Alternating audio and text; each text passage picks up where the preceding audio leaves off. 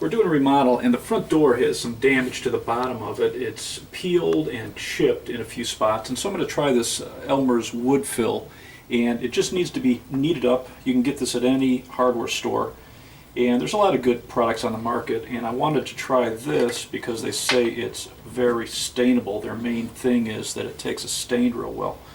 So I'm just going to squeeze it out on a putty knife, and has a nice texture to it.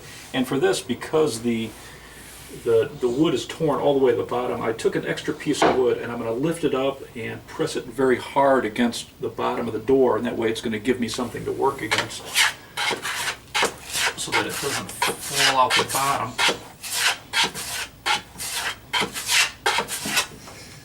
And I'm just going to add some more to that. But you can see it's very easy to work with.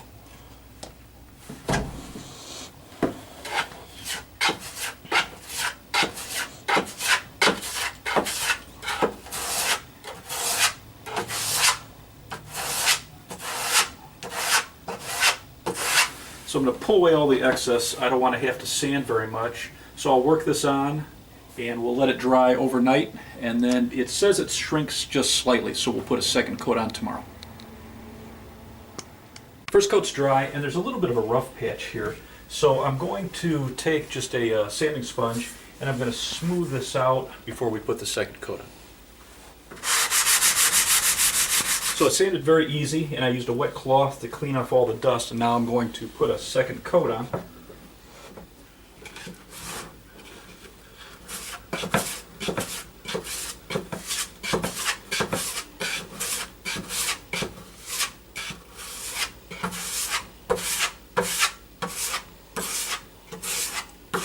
And again, I'll try to pull off all the excess. I'll work my way down. We'll let this dry overnight.